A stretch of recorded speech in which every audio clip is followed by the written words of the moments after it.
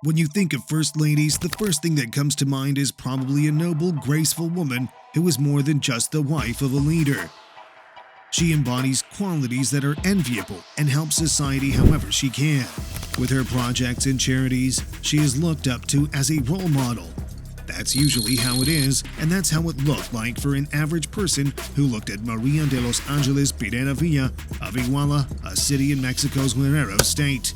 She was many people's favorite woman.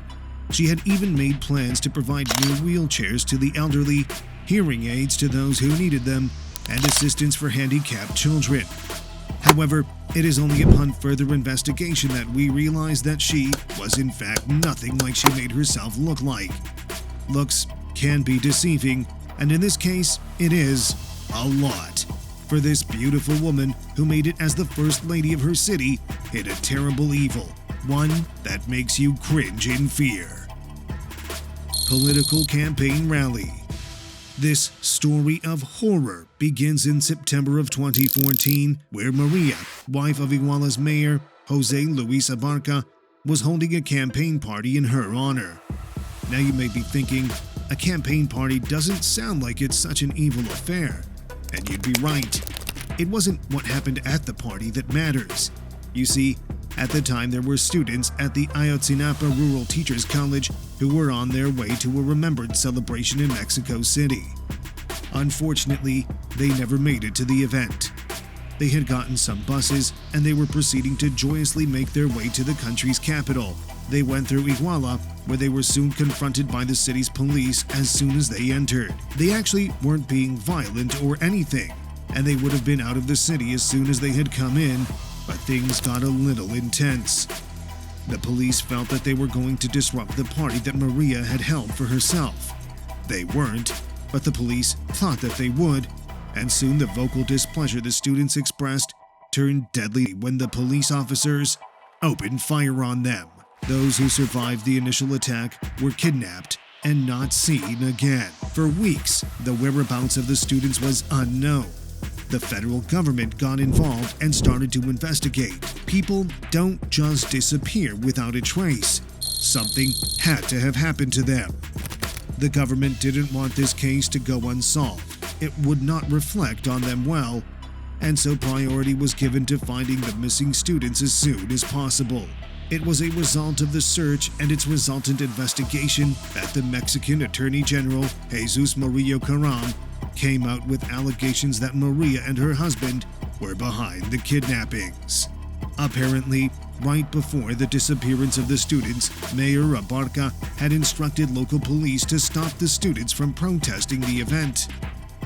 The police had attacked the students' buses when they entered Iguala and then abducted them. Further investigation revealed that the students weren't even in the custody of the police anymore, but that they had been delivered to a crime syndicate and cartel that operated in the area, the Guerreros Unidos. Who had given that order? No one other than María de los Ángeles Pineda Villa herself. Teach them a lesson. This wasn't enough, though. Maria had allegedly told members of the cartel that she wanted them to be taught a lesson, and so the students were murdered in a variety of ways. Members of the gang confessed to burning the bodies of the students after murdering them and then disposing of their remains in a river. When the federal investigators found this out, they were appalled and immediately made a series of arrests. However, the main perpetrators of this crime were nowhere to be found at the time. They had fled the city shortly after the abductions. For the next month, federal authorities looked for the couple to bring them to justice. Just when it seemed like the couple had escaped and were not going to face justice, they were arrested on the 4th of November 2014, and the case against them finally started. The question started to be asked, why did the couple do what they did? But also people wondered, how? How did the wife of the mayor have such strong connections to a dangerous crime group like the Guerreros Unidos to be able to order them to do their dirty work for them? Well, to most people, the mayor and his wife's connection to a murderous cartel may have seemed like an improbability. But to the inhabitants of Iguala, it wasn't particularly news. and soon the mystery around the couple unfolded, and the truth of Maria's connection to the cartel was revealed. Maria's dark, sinister past.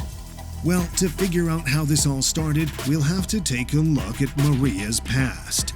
You see, she had been at this for a while, and it wasn't just her alone. When Maria was still a young girl, her elder sister, Guadalupe, had been kidnapped by the Familia Michoacana cartel. Kidnappings like this are quite popular in regions controlled by cartels. When the cartels kidnap a person, they ask for a ransom, and if the family of the abducted person doesn't pay up fast enough, the abductee is murdered. Well, in this case, this was what happened, and Guadalupe was, unfortunately, murdered. After this event, her family, driven by grief and the thirst for vengeance, partnered with a rival cartel, the Beltran Leyva cartel, and so the Pineda Villa family became one of the biggest cartel families in Iguala. They were influential enough to have the local police on their payroll while they operated. The family was ruthless and very violent. Maria was a big part of this. In fact, a fisherman in the city had this to say about them. The Pineda Villa family would always leave their victims' bodies by the dock on the town's lagoon. Maria was well known around town, and she loved the fact that people were scared of her. Maria's love for power. For years, the family ruled the area. It was within this time that Maria met Jose Luis Amarca. They had met in his father's wedding dress shop in Iguala, where she was visiting with her mother to sell wedding dresses to the businessman. They fell in love quickly and were soon married. However, things started to change soon. First, in 2009, Maria's parents were convicted and imprisoned for involvement with organized crime. Then, 3 months later, two of her brothers, Alberto and Mario, were murdered as a result of gang violence. This led to the Pineda Villa family withdrawing from the cartel and forming their own cartel, the Guerreros Unidos. Yes, this is the same cartel that had murdered the students. Now it's clear how the cartel was able to do Maria's bidding. She was the leader of the cartel. In fact, according to sources from within the cartel, Maria was known as the Jefa de los Jefes, which literally translates to boss of the bosses. Maria ran the cartel alongside her brother Salomon, the only other member of the Pineda Villa family who wasn't either dead or in prison. That was, of course, until Salomon himself got arrested by federal authorities and was imprisoned for trafficking drugs, leaving Maria in sole charge of the Guerreros Unidos. The devil called Maria.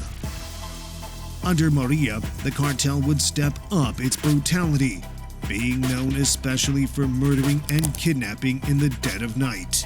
They were also known for extortions and drug trafficking. For them, business was booming. The cartel had a hold on the people through sheer intimidation. No one wanted to cross the cartel. Those who did either turned up barely alive at all, or they were just never found again. As a matter of fact, arrested members of the cartel confessed to many disappearances and homicides in the region. Things had only gotten worse after her husband had contested for the office of mayor, even though he had no political history, and had won. No doubt the influence of Maria and the Pineda Villa family was a big part of this. As a matter of fact, Maria herself was planning to succeed her husband as mayor and had already been making plans to that effect. The event, held on the day the students were kidnapped, was supposed to officially kick off her campaign. With her influence, she probably would have been a favorite to win in the elections. Imagine just how more dangerous that would have been for the inhabitants of Iguala. After the arrest of her and her husband, Maria is now facing charges of homicide, association with organized crime, and the forced disappearance of 43 students. She is thinking about her sinister past in the El Rincon maximum security prison in Nayarit at the moment. It remains to be seen what will become of one of Mexico's most dangerous women.